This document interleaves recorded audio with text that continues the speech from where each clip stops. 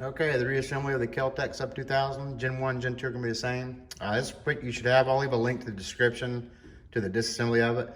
But so from a field strip, we should have our bolt assembly, our charging handle, our retaining pin, recoil spring, and buffer assembly, and of course the stock.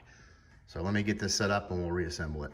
And at the end of this video, off video, I'll take it apart with the hammer not cocked, so the hammer will be forward, and show you what to do in case that happens, if you forgot to charge it before you disassembled it. Okay, the first thing we're gonna do, you can only go one way. Go ahead and put your bolt assembly together. And it's gonna go in with the slotted part here on your bolt head. This is gonna be facing down. Well, I guess we're both slotted, but you can see that section is gonna go up. This section is going to go down, face down towards your pistol grip. So you're just going to slide this in.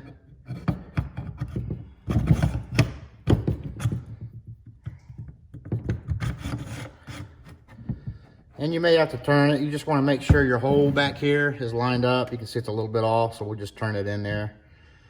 Now on mine, you have to, the hammer stops it from going all the way in.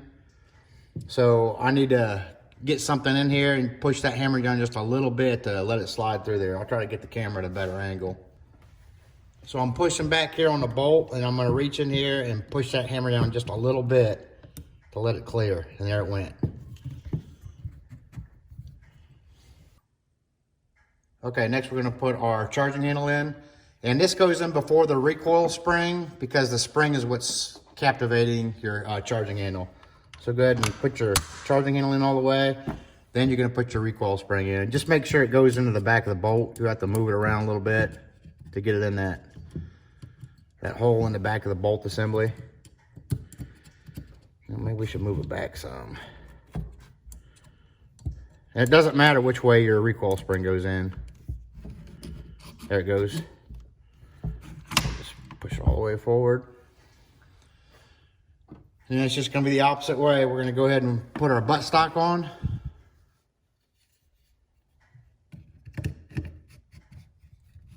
And this is where you're going to adjust it. I'll try to get that in camera. So that's going to be your longest. It's one of the 3 holes there. And I usually just put it in the middle one. So just line that up. You can see your recoil spring in there. We're gonna put our buffer assembly back in, and it just goes, this part here goes forward. This part here goes down. And we're just gonna compress that in, line up our holes, and then we're gonna put our, so I probably won't be able to do it on camera, and then we're gonna put our retaining pin in. So you just push that in, line up your holes, and then put your pin in. I should have it. Okay, and then once you get it in there, you'll probably have to give it a tap with a hammer to get it the rest of the way in. Let's see if I can get it. Just keep your buffer assembly compressed and just give it a tap. There it goes. And that's it. Do your function check on it. Okay, so like I said, off camera, I'll go ahead and release the hammer. I'll disassemble it, and I'll show you what to do if you forgot to charge it before you disassembled it, to get that hammer cocked back. Okay, so I've disassembled it again, and this time I released the hammer, so it's forward now. Let me set the camera up and I'll show you what it looks like in case you accidentally do this. We'll zoom in. Right here's our hammer. So we need to get that cocked back.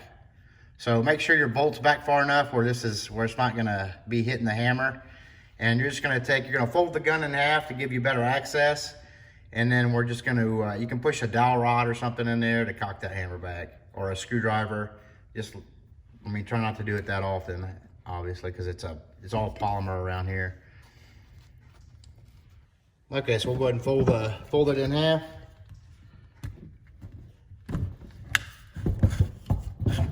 And you can see our bolts coming out of so we should have plenty of room here.